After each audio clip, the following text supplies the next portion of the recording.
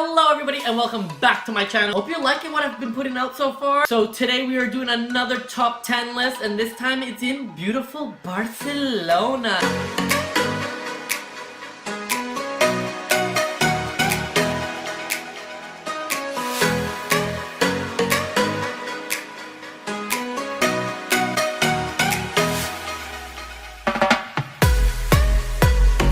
For those of you who don't know, I've been living in Barcelona for about 2 months now, traveling the world and whatnot. And if you want to know why, I'll leave a link down below to my other video. But while I've been here, I've had the opportunity to travel around, see what's going on. I've also been to Barcelona so many times. I've actually kind of done a lot of these things already before this specific trip. But without further ado, here is my top 10 list of what to do in Barcelona. As you guys know, this list will get better as things go on, so make sure to tune into the whole video to find out all my number 1 tips better towards the end. Number 10 is Las Ramblas de Poblenou, which, sorry if my Spanish is horrible, but basically it is not the regular Las Ramblas that every other tourist site is going to tell you. No, that is filled with tourists and awful, and like you're gonna get pickpocketed, it's street performers, it's just too overcrowded for me. No.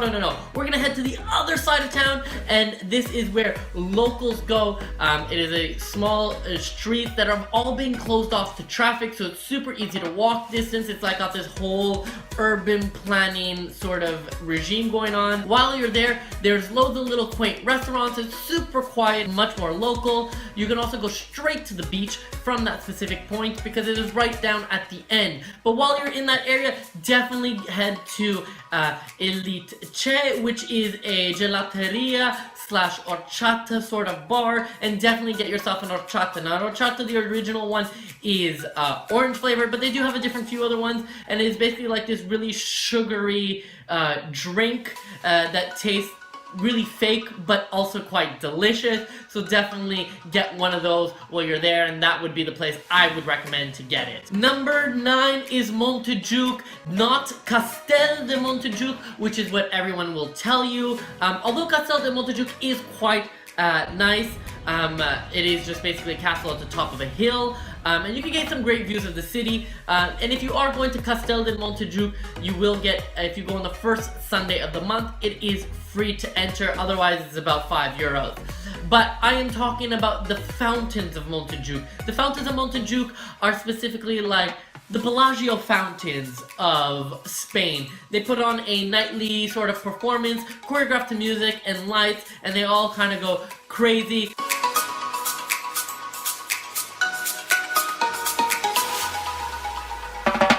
Depending on the time of year you go, there might be more or less shows, so definitely check out the website before heading in that direction. Number 8, you guys, is the MACBA, which stands for the Museum of Contemporary Art of Barcelona. Now, of course, if you're listening to one of my videos, you know I'm gonna put in one sort of art thing into my list, and this time it is the MACBA. Now, what I like about the MACBA, besides the art itself, which is great, is that it's also got this kind of like little bit of a community feel to it. And I say this because right in front of the museum, there's loads of skateboarders and bikers that just go there and practice. So even if you're just into people watching and just want to grab lunch and just sit somewhere, this is a great area to do so. But on top of all of that, they also have a giant Keith Haring mural on the outside of the building. So even if you're just walking by, at least go and take a picture with that. Now, the mural itself is super heavily guarded with cameras and whatnot, so there is going to be no graffiti over it, which is quite nice to get one of the best graffiti artists to be there permanently, which is great. Definitely go check out the Keith Haring painting, and definitely go check out the MACBA while you're there. Number 7 is Parc de Ciutadella, which is a park in the middle of Barcelona.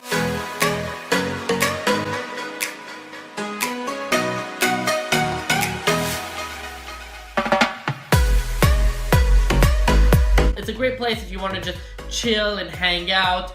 You'll see a lot of people having a little bit siesta in the afternoon because siesta is part of Spanish culture. But on top of it, they have loads of like huge statues.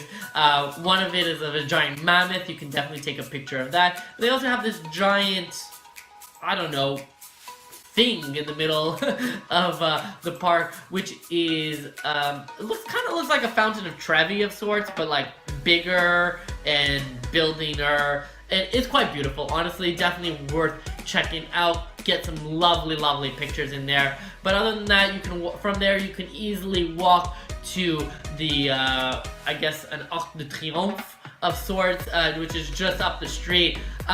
So yeah, definitely check out this area if you're there. Number 6 is the Mercat de Boqueria. Now this is the most famous market in Barcelona. This is just off of the Las Ramblas, the bad one. But definitely go check it out. It is a really good mix of regular culture, like regular Spanish culture, and tourist stuff, so you kind of get both. At the back they have the regular market where they sell fish and they sell vegetables, and at the front they have the little bit more touristy stuff where they sell fresh juices, candies and nuts and things like that. They also have a lot of little restaurants there, so there is quite a hybrid situation, so you should definitely check that out around lunchtime, but it will probably be packed, so just keep that in mind. Now the one thing I will say is they say fresh juices, but what I've realized is that all of these fresh juices actually have a lot of sugar in them that they add in to make them taste better, so just keep that in mind, that they aren't necessarily the quintessential freshly squeezed juice that you're expecting, even though it is advertised like that. So just, you know, insider note. Number 5, you guys, is watch a football game. And when I say football, I actually mean soccer for those of you who are in Canada or America. But the Barcelona football team is supposedly one of the best. I'm not a big football fan, so I don't really know, but I will say that the city lights up when there's a football match on. If you are here during football season, then definitely try to get tickets, and if you couldn't get tickets, definitely get tickets to Barcelona versus Real Madrid, because there's sort of like this competition going on. If you can't get tickets to the game because it's super packed, then definitely go to a local bar and check out, because the atmosphere is just super fun. The whole city really is intensified. If you can't get tickets or you're not here during the season, the other thing that you can do is actually take a tour of the stadium. Yeah, football is that big that they do tours of the stadium when there's no games.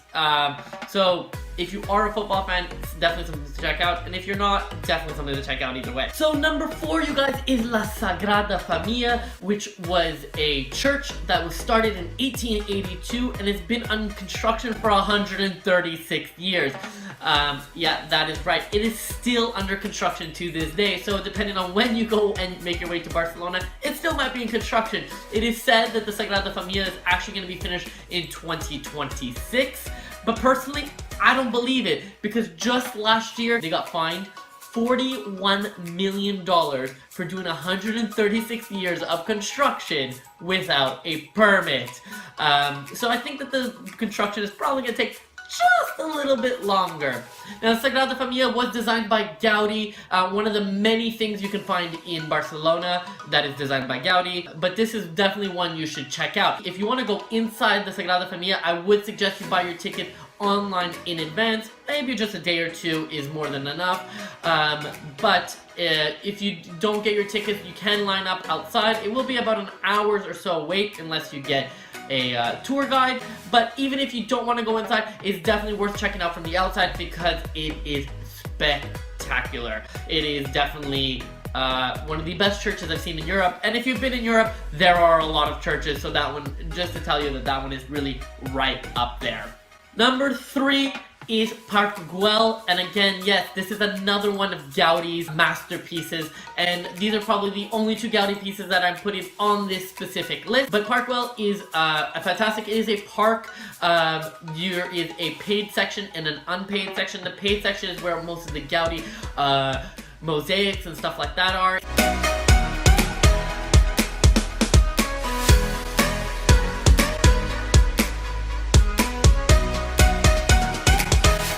But if you just want to walk around and see stuff, you can check out the unpaid areas, the open areas, and these are quite beautiful in themselves with very cool plants and landscape design put in. Definitely worth seeing if you're there. They do have tours if you want to go there. I personally would skip the tour because there's not that much history behind this piece, but definitely worth seeing just for its beauty. Number 2, you guys, is Barceloneta Beach. I like this one because A, it is free, B, it is in the middle of the city, and C, it's a beach. Like, how many major cities can you go to just chill on the beach?